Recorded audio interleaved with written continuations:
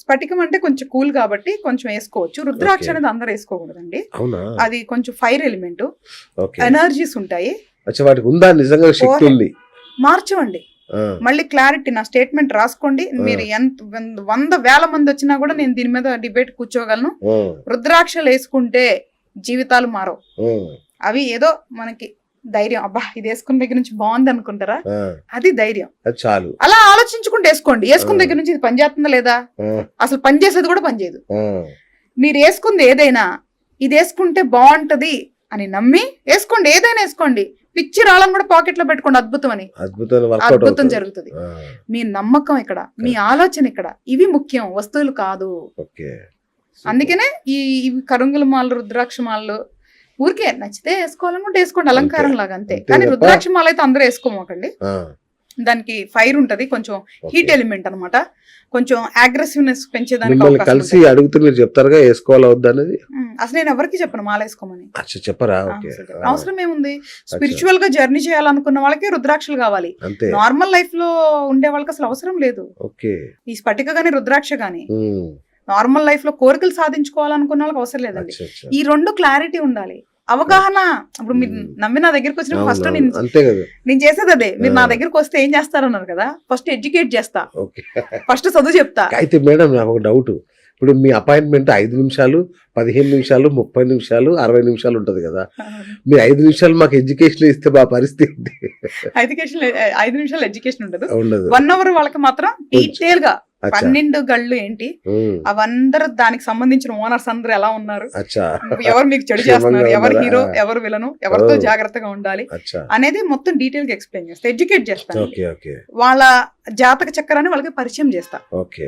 So అక్కడ కూడా అసలు ఎక్కడ భయభ్రాంతులు గానీ వ్యాపారాలు ఉండవండి. అరగంట అంటే ఆ ఎడ్యుకేషన్ కొంచెం తగ్గిద్ది. 15 నిమిషాల్లో పాయింట్ టు పాయింట్ డైరెక్ట్ గా ఇదిగో అని. 5 నిమిషాలన్నీ ఎందుకు పెట్టాల్సి వచ్చిందంటే చాలా మంది అడుగుతాం వల్ల 5 నిమిషాలు పెట్టానండి. దాంట్లో ఏంటి అంటే మ్యాటర్ డైరెక్ట్ గా పాయింట్. ఈ గ్రహాలు బాగాలేదు, వాటికి మంత్రం చేసుకో, అంతే. 5 నిమిషాల్లో ఎంత వీలైతే అంత జెన్యున్ గా. నాతో ఎలా ఉంటది అంటేనండి, క్లాక్ స్టార్ట్ అవగానే ముచ్చట్లు ఉండవు, డైరెక్ట్ గా సబ్జెక్ట్ లోకి వెళ్ళిపోతా. నేను వాళ్ళు మాట్లాడకూడదు.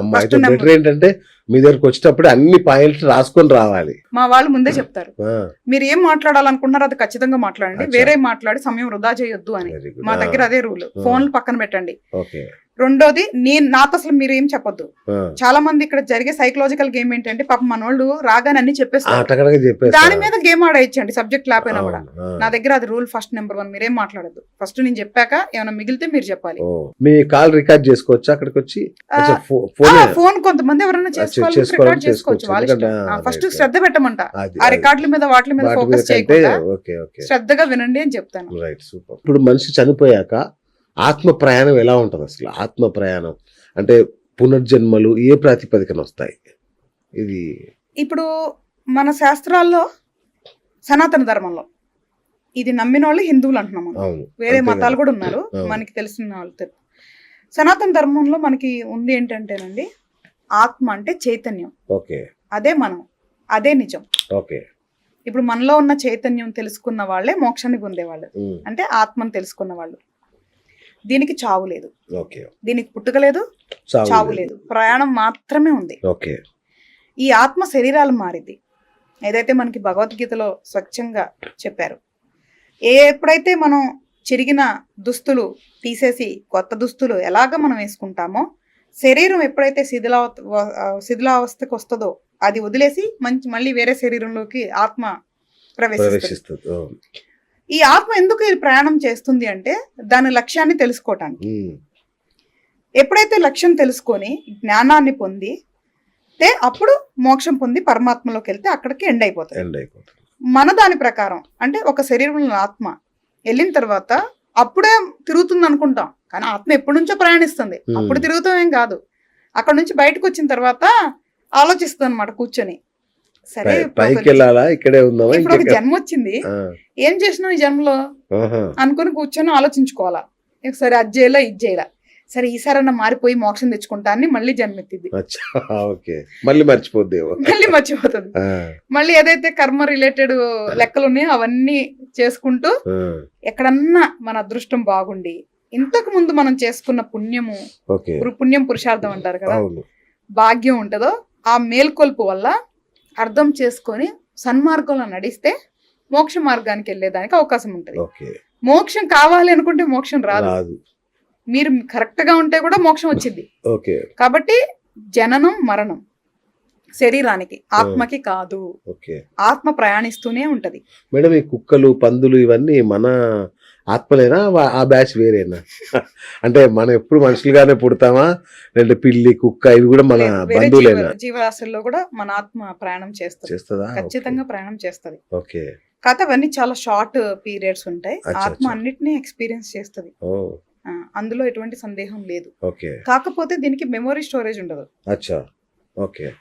ఏ బాడీలోకి వెళ్తే అక్కడ మెమొరీ స్టోరేజ్ రిలేటెడ్ అంటే ఆ రిపాజిటరీ రిలేటెడ్ ఉండదు. కానీ ఇప్పుడు మరి మీరు చూడండి, మనం ఆలోచించుదాం. ఇది సైన్స్ కాదు అది ఇదని 100 మంది మాట్లాడుతున్నారు కదా, కొంచెం ఆలోచిద్దాం ప్రాక్టికల్ గా. ఎందుకు అసలు ఈ పేరెంట్స్ కి కొంతమంది ధనవంతుల్లాగా, కొంతమంది పేదరికంలో పడుతున్నారు, కొంతమందికి ఏం బాగా చదువు వస్తుంది, కొంతమంది చదువు రాదు. ఎందుకు ఇవన్నీ జరుగుతున్నాయి? ఏదో ఉంది కదా, అదే మన ధర్మం చెప్తుంది అంటున్నా. రెండోది, కొంతమంది పుట్టగానే గాన కోకిలలు ఎంత అద్భుతంగా పడతారు అంటే వాళ్ళకి రిపాజిటరీ ఉంది. ఇప్పుడు మిమ్మల్ని చూడండి, ఒక రైతు కుటుంబంలో పుట్టిన మీరు ఒక ఆధ్యాత్మికవేత్త అయ్యారు. అసలు సంబంధం లేదు, ఆ వాతావరణంలో ఎక్కడ మీకు అది లేకుండా కూడా మీరు ఇలా అయిపోయారు. సందర్భం వచ్చింది కాబట్టి చెప్తున్నానండి. నేను బ్యాక్ బెంచర్ అని చాలా గర్వంగా చెప్తాను. అంటే మనం యావరేజ్ స్టూడెంట్, సో అందుకే జీవితం చూడగలిగాం. నాకు ఎక్కువ చదవకూడదు, చదివితే నా ఫీలింగ్, నాట్ టు క్రిటిసైజ్ చదివే వాళ్ళని, ఎక్కువ చదవద్దు, ప్రపంచాన్ని చూద్దాం అనేది నా ఫీలింగ్. అయితే నాకు నేను తెలుగు అమ్మాయినే, తెలుగు మీడియమే. మనం ఎక్కువ చదువుకోపోవటం వల్ల మనకేం పెద్ద భాష మీద పట్టుదల ఉండదు కదా. చదివితేనే పట్టుదల ఉంటుందండి, గుర్తుపెట్టుకోండి. చదువుకుని పట్టుదల ఉండదు.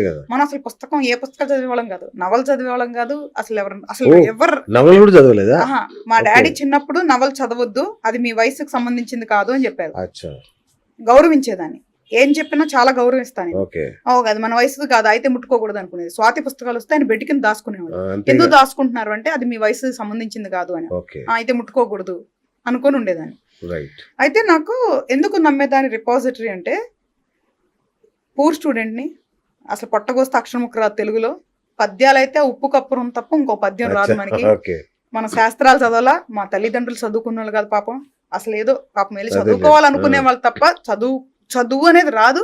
వెళ్ళిన దాంట్లో మనం గవర్నమెంట్ స్కూల్ అండి, క్లాసులు కూడా లేకుండా చెట్ల కింద కూర్చునే వాళ్ళం, పరదాలు వేసుకొని ఏదో అలా టైం పాస్ చేసుకుంటా ఉండే నేను. పేపరు కలం ఇస్తే కవిత్వాలు వచ్చాయి, సాహిత్యం వస్తుంది, పాటలు రాసేదాన్ని, కథలు రాసేదాన్ని. అప్పుడు నమ్మా ఏదో రిపాజిటరీ ఉంది, అంటే ఏదో ఉంది అని. ఈ చిన్నప్పటి నుంచే నాకు వీటి మీద క్యూరియాసిటీ అనమాట. అసలు నేను ఎవరిని, అప్పటి నుంచే నేను ఎవరినో నేను తెలుసుకోవాలి, ఏదో కారణంతో పుట్టా నేను. ఇది నేను 12-13 ఏళ్లకే ఆ కారణం ఏంటో తెలుసుకోవాలని. అట్లాగండి నమ్మమంటున్నా. అంటే మూర్ఖత్వం ఏం ఫాలో అవద్దు, సరదాగా తెలుసుకుందాం. తెలుసుకుంటే ఈ జన్మలో నేనైనా తెలుసుకుంటా తెలియదండి. మళ్ళీ ఇంకోటి ఎత్తుతా ఏముంది, ఐఎమ్ ఫైన్.